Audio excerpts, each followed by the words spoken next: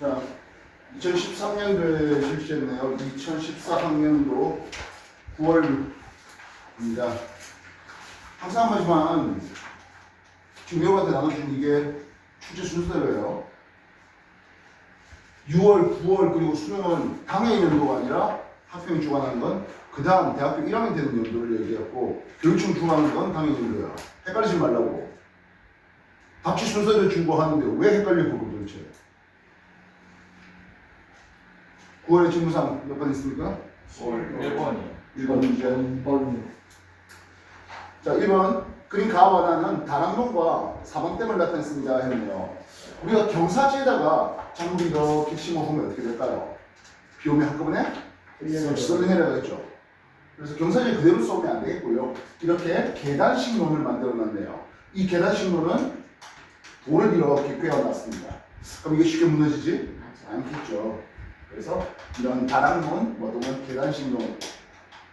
실상 이 계단식 논이라는 것은 우리나라에만 있는 건 아니에요. 동남아 여러 곳에서도 이런 계단식 논을 많이 사용하고 있습니다. 경사지에 직접 경작했을 때 토양의 유출을 막아주는, 사태를 막아주는 그런 역할을 해줄 수가 있겠습니다.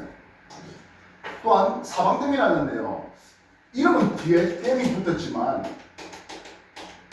글자 잘 분석하면 경사, 사태가 나는 이거를 방지하는. 알겠습니까? 그래서 이것도 역시 마찬가지로 토양 유출을 방지하는. 이거 전력 생산용 절대 아니죠.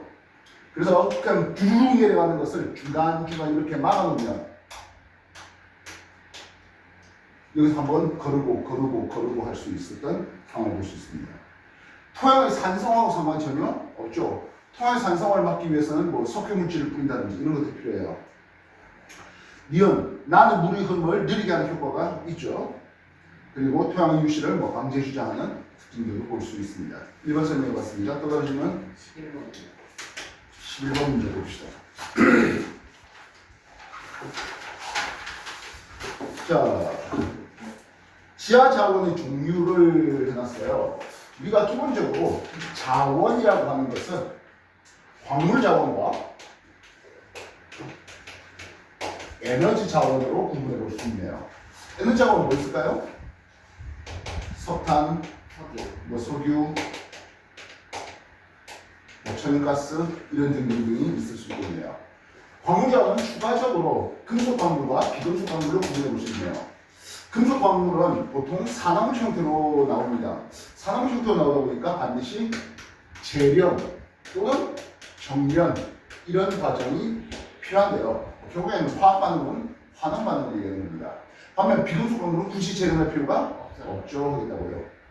그 외에 조금 더 오버한다면 수자원, 토양자원, 공기자원, 하다못해 맨 마지막엔 관광자원까지도 넘어갈 수 있습니다. 근데 좁은 의미로 자원은 이런 지하 자원의 의미로서 소개되는 거예요. 그래서 금속 광물 자원 했습니다. A네요.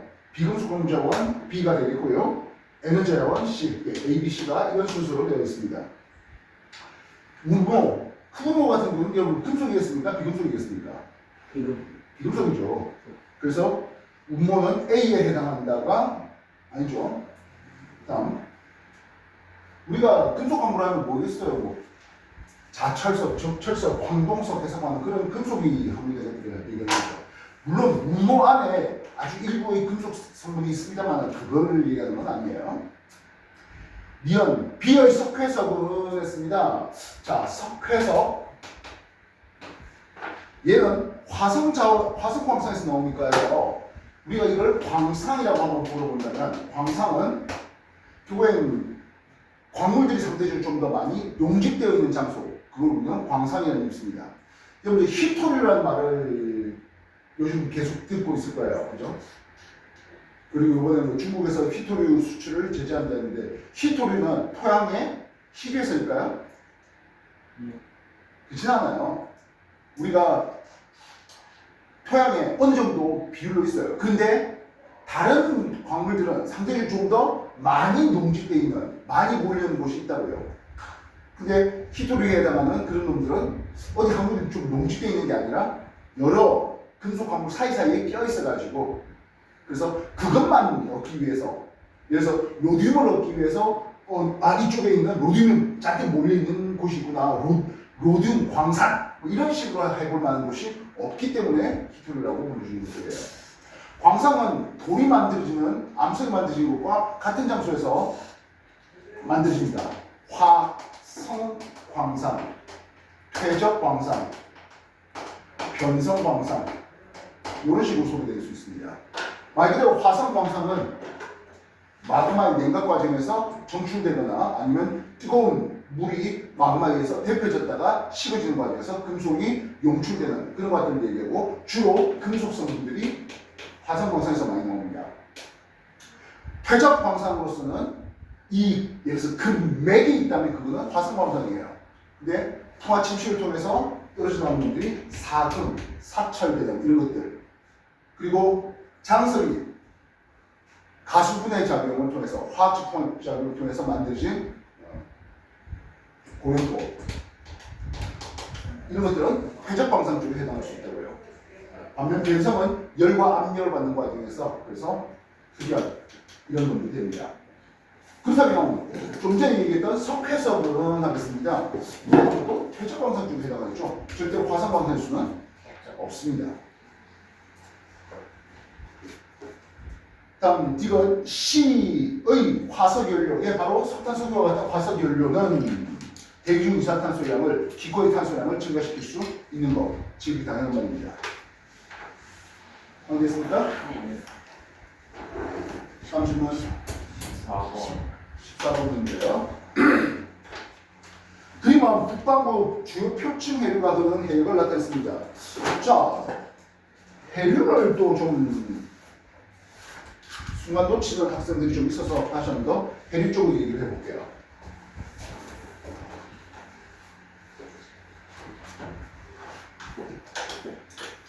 지구가 구형으로서 태양으로부터 받는 에너지량은 적도 쪽이 좀 더 많고 극쪽으로 갈수록 적어지는 것을 볼 수가 있습니다.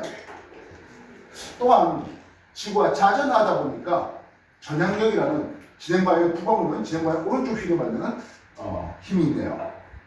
그래서 대기 대순환의 모델이 적도 쪽에서 공기가 상승, 위도가 30도 인근에서 하강합니다.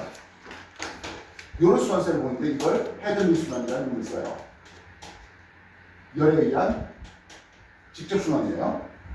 위도 90도, 극지방에서는 차가운 공기는 60도 인근에서 다시 상승하는 이런 순환세를 보는데요. 이것을 급순환이라는 이름을 씁니다. 예, 열에 의한 이 둘은 직접 순환이에요. 직접 순환이 있다는 것은 뭐가 있다고요? 간접 순환도 있겠군요.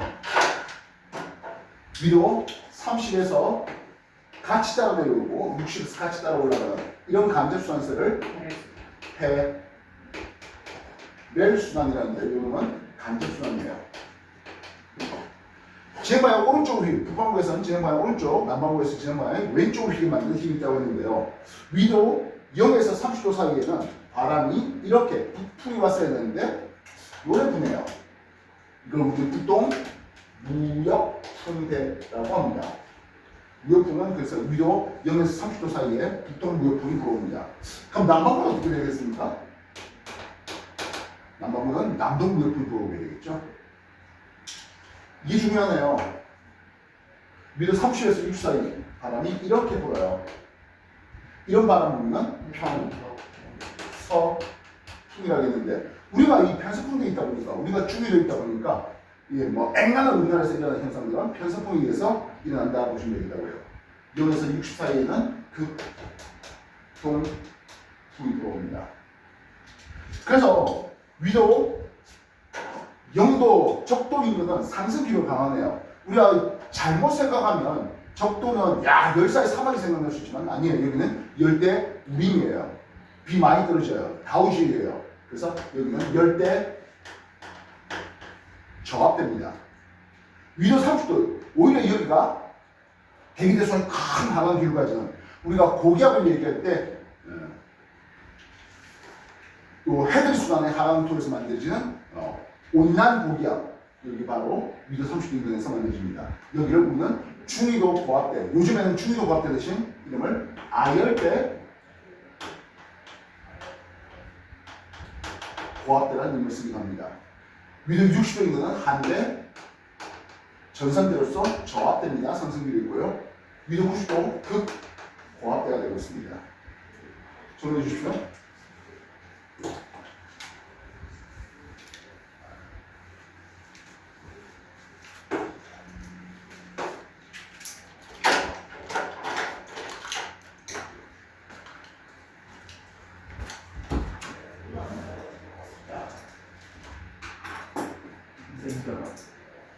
나 물어볼 게 있는데 연우야 너 그 거기 갔다 왔지 과거 입학해 뭐 과거 입학 그 특례 입학 있잖아 그건 뭐야? 그래서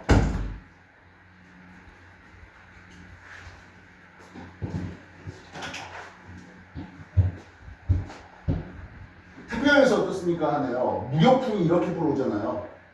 훨씬 더 복잡한 프로세스에 대해서 지구과학 2의 이해로한테 소개를 했습니다만 지구과학 1 정도에서 그냥 무역풍이 불어오니까 물이 바람 따라서 이렇게 가려고 했는데 지나가야 오른쪽으로 있다 하면서 이렇게 물의 흐름이 해류의 순환에 따라서 무역풍에 따라서 북적도 해류가 흘러가네요. 남반구에서는 이렇게 흘러가는 남적도 해류도 있습니다. 반면 편서풍대에는 물이 이쪽으로 가다 보니까 바람이 이렇게 부니까 물의 흐름이 진행과 오른쪽 이렇게 해서 북태평양 해류가 서에서 동으로 가네요. 그래서 동에서 서로 가는 서에서 동으로 가는 것들은 이런 큰 대기대 순환에 의한 무역풍과 편서풍에 의해서 나타나는 현상입니다. 근데 이 물이 쭉 가면 좋겠는데 아시아 대륙에 부딪혀서 올라가는 해류가 있네요. 크로시오 해류입니다.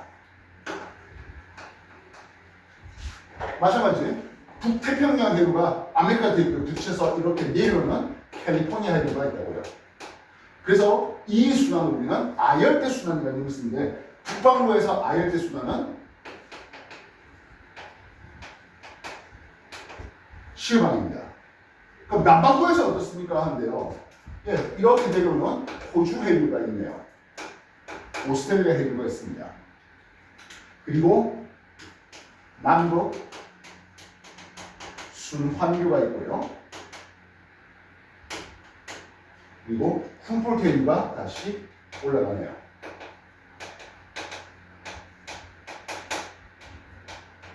훔폴트 해류, 훔폴트라는 사람은 굉장히 유명한 사람이에요.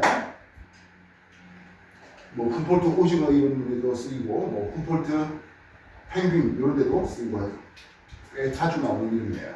그러면 남반구에서 알게 수는 어떻습니까 하면 반시계 방향으로 대칭경로에서 볼 수 있습니다. G2에 보면 요 사이에 있는 열대순환도 조금 더 소개하면서 적도 발류 이런 것들도 G2에 나오는 것을 알 수 있을 겁니다. 태평양이 일어나면 대서양 쪽은 어떻습니까 하면 역시 북쪽 교류가 가죠. 멕시코 만류가 올라가고요. 대서양이니까 여기는 북대서양 해류가 흘러가고 카나리 해류가 이렇게 내려오는 볼 수 있겠습니다. 자, 그렇다면 이 물의 흐름과 이 물의 흐름을 좀 구분해 줄 수 있어야 되는데요. 이 물의 흐름은 저위도에서 고위도로 올라가는 따뜻한 난류입니다. 반면 카나리 해류라든지 캘리포니아 해류 이런 것들은 고위도에 있는 물이 저위도로 내려오네요. 이거는 차가운 한류가 된다고요. 그래서 수온이라든지 염분 이런 쪽은 난류 쪽이 더 큽니다. 반면 기호, 용존산소라든지 영양, 염류의 양은 한류 쪽이 더 큰 것을 볼 수 있습니다. G2에서도 한번 소개했던데요. 얘는 대서양의 서쪽, 태평양의 서쪽 따라 움직입니다.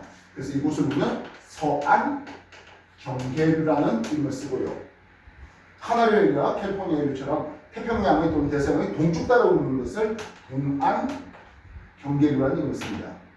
근데 얘네들 보니까 유속을 보면 상경이 훨씬 빨라요. 깊이도 훨씬 더 깊게 흘러가고요. 폭은 상경비례가 좁습니다. 즉 좁게 빠르게 열에너지를 저기도에서 고위도로 수송시키는, 그래서 요것들을 우리는 서안 강화 현상이라는 의미를 써요. 지구가 원은 나오지는 않습니다만 지투에 잘 나오는 그런 용이고, 여기 과거에 입학하면 바로 요 서안 강화 현상이라든지 또는 요 취속류라 불러주는데, 바람에 의해서 물이 흘러가는, 북쪽편으로 흘러가는 이유, 북태편으로 흘러가는 이유, 그래서 수위 차이에 의해서 수압 경도에 맞춰서 물이 흘러가는 G2 여러분들 한 소개했던 그것들이 바로 1학년 때 공부를 해야 되는 내용들이에요. 지금까지 한 거 정리해 주십시오.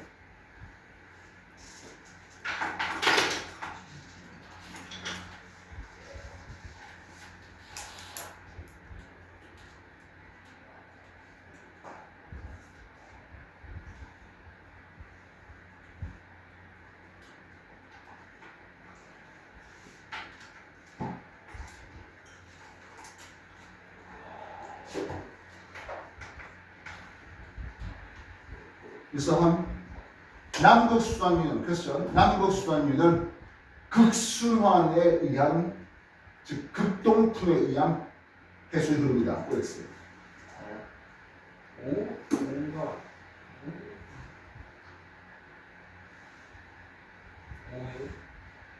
틀렸죠? 이놈은 편성풍에 의한 거예요.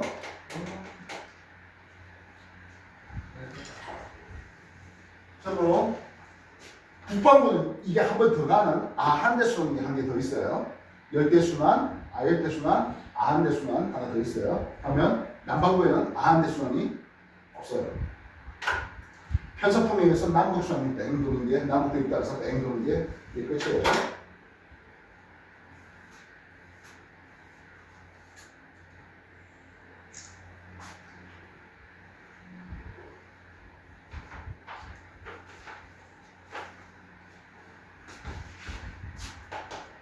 자, 14번 문제. 그렇다면 북반구 해수의 흐름을 받는 내용이었습니다. A가 북태평양 해류의 흐름이 있겠고 B가 북쪽도 해류의 흐름이 되고 있습니다. A의 해류는 편서풍에 따라서, 그리고 B의 해류는 무역풍 영향을 받았다. 잘 되어있죠? 고위도 열수송량은 했습니다. 예, 지금 멕시코 만류에 있는 요놈이 C고요. 카나리 해류 내려오는 D가 카나리 해류예요. 그래서 멕시코 만류 난류가 당연히 고위도 열수송량이 더 많죠. 그래서 C가 많다. D의 얘기도 옳다 하겠다고요. D에 흐르는 건 카나리아 해류예요. 이 카나리 해류는 한류거든요. 그래서 북아프리카의 카나리아 제도, 여기가 옛날에 스페인이 노예 무역상 한다고 노예 무역상 본거지가 되고, 아직도 요 섬은 스페인이 안 내놓고 있어요. 자기네 식민지로 그대로 들고 있는 거예요. 지배하고 있어요. 저위도니까 햇빛은 센데 한류가 흘러서 서늘해요. 날씨 좋죠. 관광지로 인기 많습니다.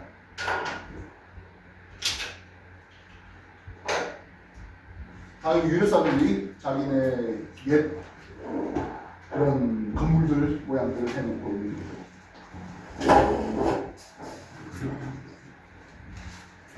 다른 질문? 15번. 15번. 그림은 정체전선과 태풍이 발달한 우리나라 주변을 발전하였습니다. 지금 B를 보면 태풍이에요. 열대 저기압이죠.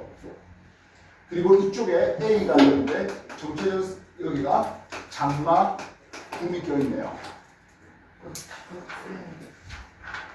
A 지역의 저기압 중과 B 지역의 태풍 윤에서 모두 상승기로 있으니까요. 자, 우리가 태풍의 중심, 태풍의 윤은 어땠습니까? 아주 약하지만 하강기로 있습니다.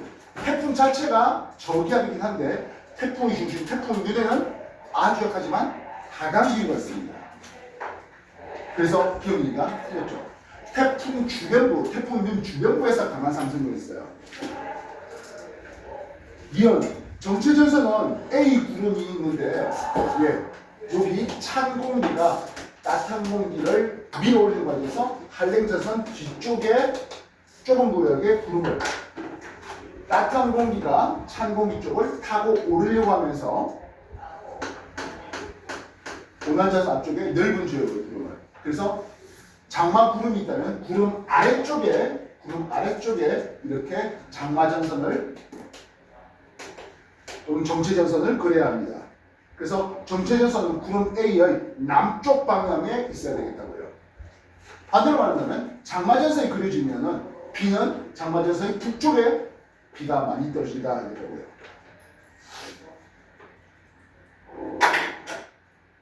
요 찬 기간 누굽니까 하면 오치표 기간이겠죠. C의 따뜻한 기간, 이름은 북태평양 기간입니다. 정리했습니까? 네. 15번 해봤습니다. 다른 질문? 선생님은 앞에 예. 8번이요. 8번. 그림은 지구에서 단위 면적단 연평균 복사 이래저를 위도에 따라 나타냈습니다. 네, 바로 이놈이죠. 우리가 X축 위도에 대해서 그래서 0에서 위도별로 태양 복사 에너지 입사량이 이렇게 태양 복사 에너지량이 되고요. 반면 지구가 방출하는 지구 복사 에너지량은 이런 그림이 나오죠.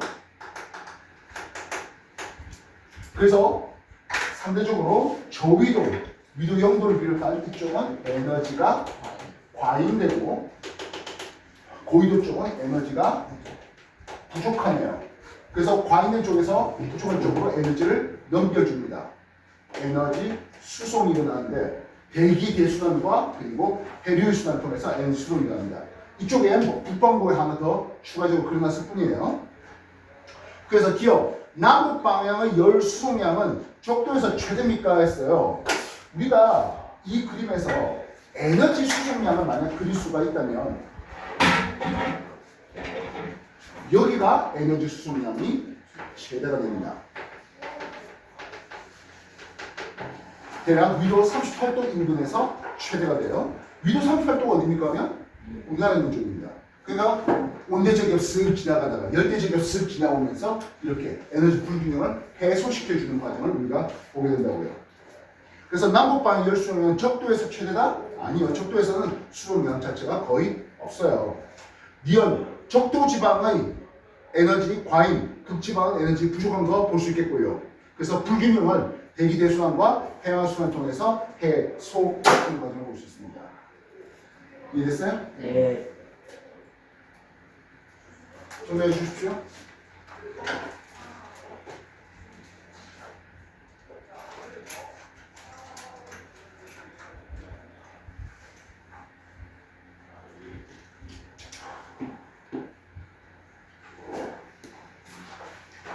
자, 9월에 또 다른 질문 뭐 있을까요? 9월에 2번이요.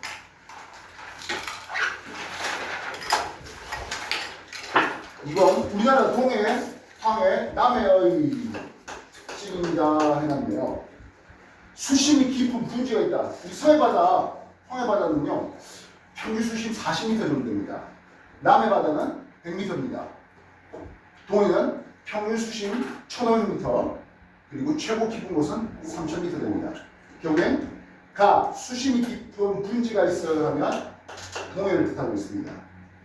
나 연중 수분변화가 작아요.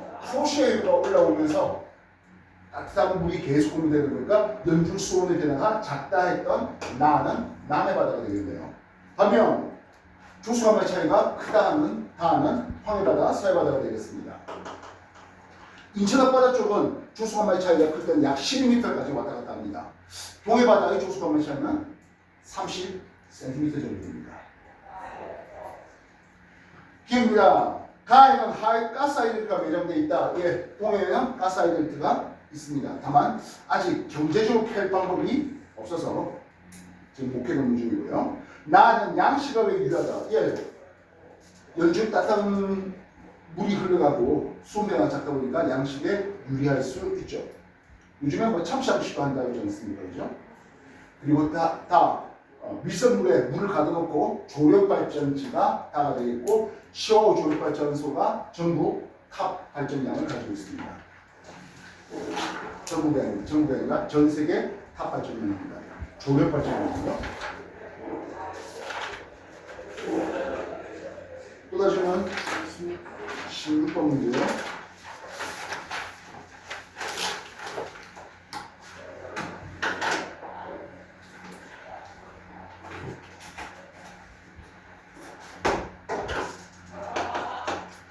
자, 16번. 태양계 행성 가나다의 특징인데요. 그랬습니다. 예, 짙은 이산탄소 대기래요. 이건 누구야? 금성이죠. 나, 줄무늬가 적도에 나란하대요. 이건요? 이건 목성인 것 같네요. 다 극관이 있대요. 이거는 화성이에요. 질문은 가의 표면도가 제일 높습니까? 근데 예, 금성의 표면도가 제일 높습니다. 수성이 더 높지 않겠습니까? 한다면 수성은 대기가 없고 온실효과가 없어요. 반면 금성은 어마무시한 온실효과를 통해서 표면도가 400도가 나와요.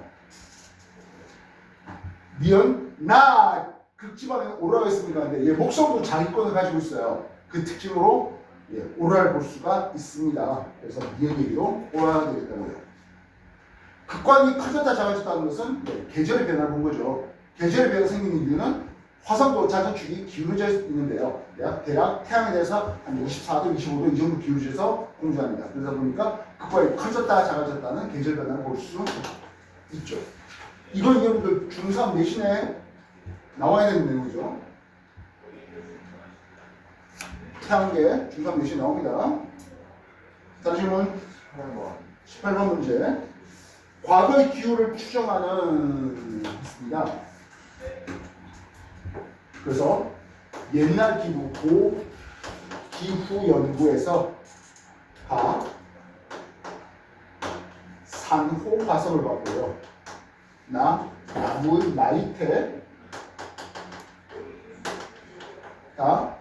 빙하, 아이스코어의 산소 16에 대한 산소 18, 동연소 비율 이런 것들을 보자 하네요.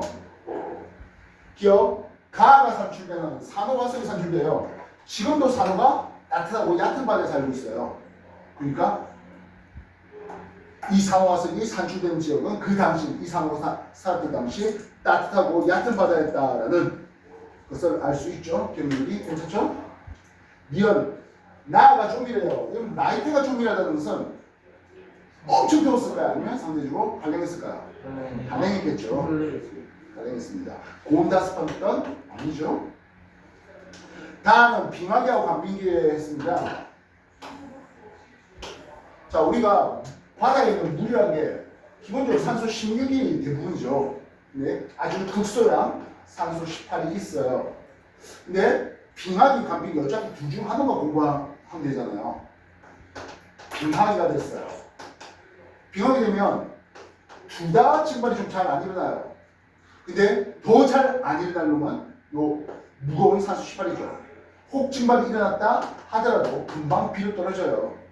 결국엔 극지방까지 가서 눈이 되고 빙하로 쌓일 수 있는 놈은 산소 16이 더 많죠. 비율이 더 높아요. 그래서 빙하기가 돼서 지구가 매우 추웠어요 하면 이 빙하 아이스코어 속에 산소 16에 대한 산소 18의 비율은 감소합니다. 근데 말입니다. 이건 빙하고요. 그럼 빙하게 됐을 때 이 바닷물은 산소 18이 좀 더 많이 있을, 좀 더 농도가 높을 거라고 생각해 볼 수 있겠죠. 그래서 빙하기가 됐을 때 해양 생물의 화석을 그 안에서 혹시 산소 16에 대한 산소 18의 비율을 찾아볼 수 있다면 얘는 오히려 증가하는 것을 볼 수 있습니다. 그래서 누구를 묻는지 꼭 신경 써야 돼요. 공부란 게 빙하게 되면 산소 비율 감소 무조건 이딴 식으로 공부하면 안 돼요. 이걸 묻을 수도 있거든요. 알겠습니까? 그럼 18번 설명 되겠습니까? 18번 설명 되겠습니까? 네. 네, 정리하십시오.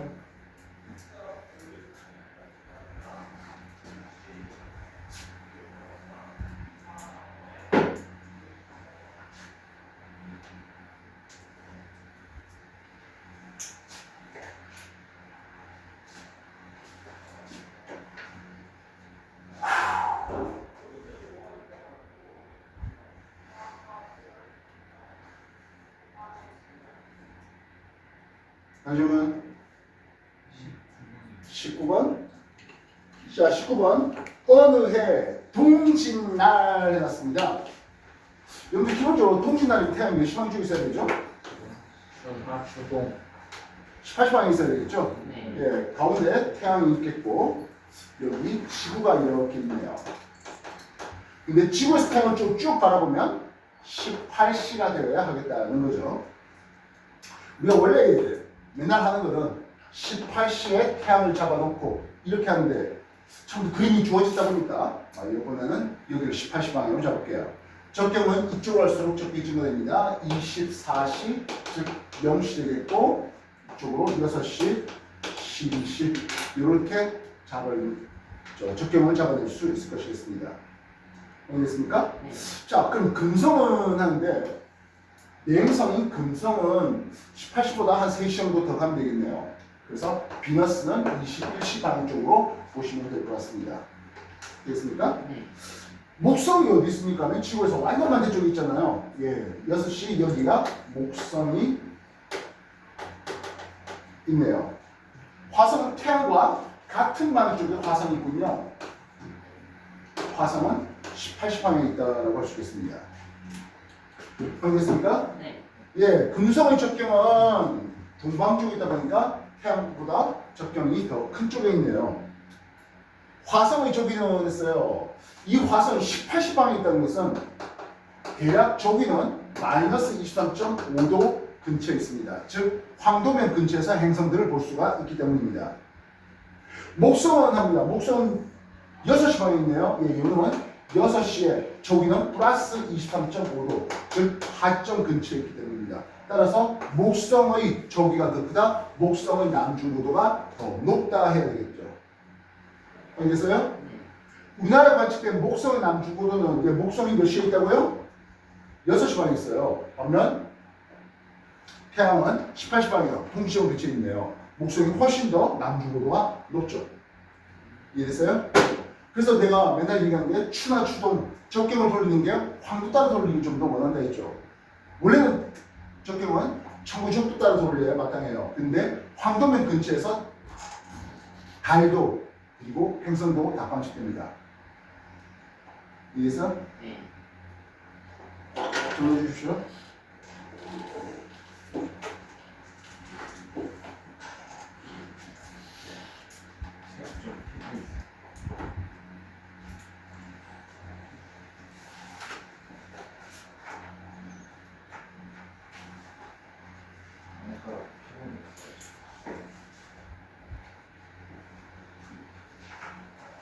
25문제는 내가 매우 강조했던 문제죠.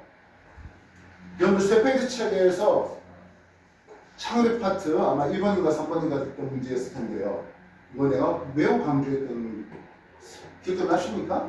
네. 기억난 사람들은 잘 맞춰 풀었고 기억 안 난 사람들은 안 풀거나 틀렸고 그렇네요. 25문제 지금 1월부터 12월까지 태양과 수성과 금성과 그리고 화성의 지는 시각을 지는이라는 것은 서쪽 지평선으로 내려가는 걸 얘기하죠. 지는 시각을 물어왔습니다. 대략 18시 저녁 6시부터 24시 밤 12시 그 다음에 새벽 6시 06시 근데 여기 문제는 06시 이쪽 부분은 없는 거예요.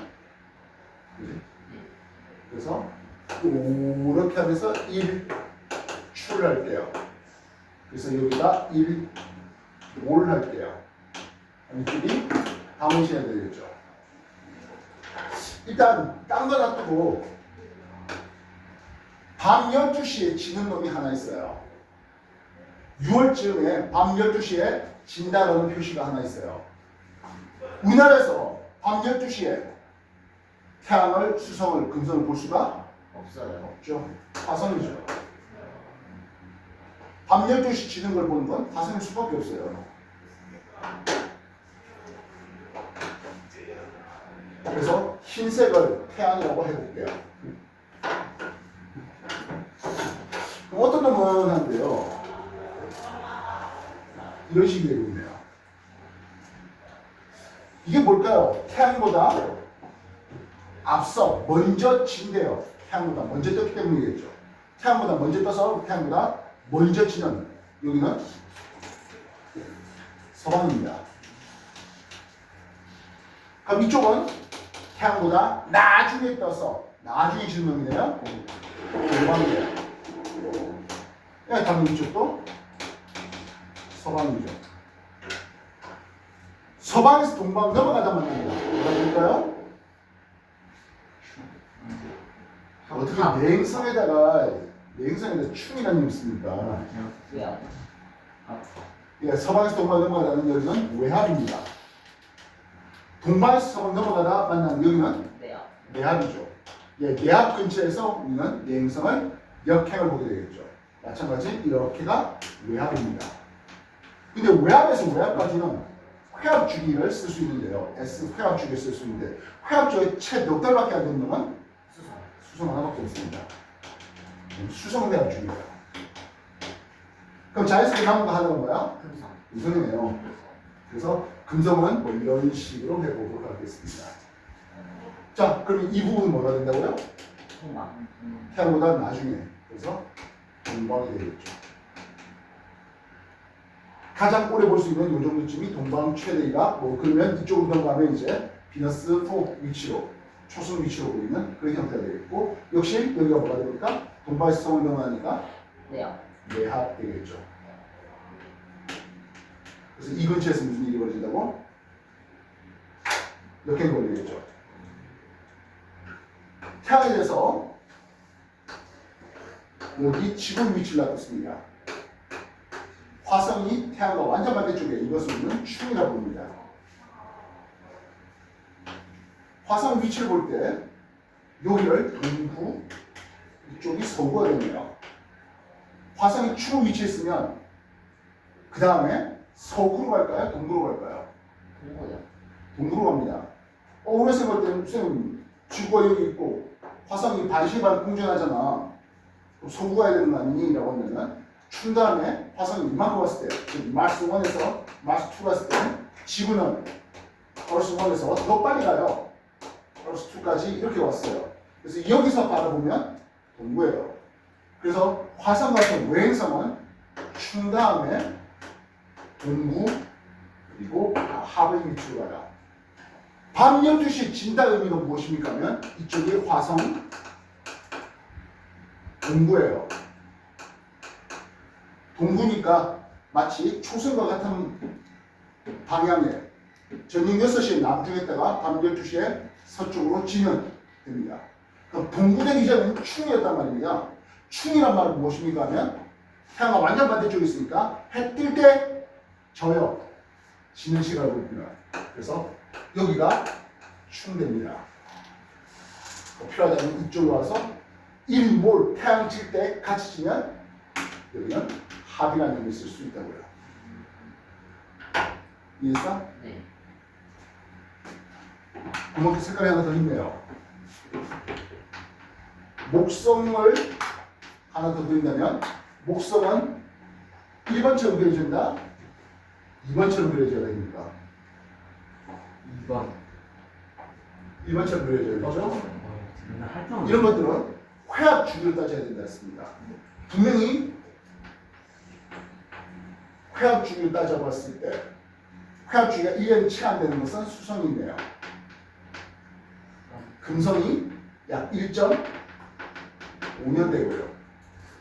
화성이 약 2.1년, 2.05년 그 정도쯤 됩니다. 근데 공전 궤도 반지름이 길어지면서 공전 주기는 길어지지만 회합 주기는 화, 목, 토, 참이라고 하면서 1년에 수렴되는 이런 그림을 보게 된다고요. 따라서 화성의 회합 주기가 길고 목성의 회합 주기가 더 짧기 때문에 목성은 이런 그림을 그려줘야 되겠죠.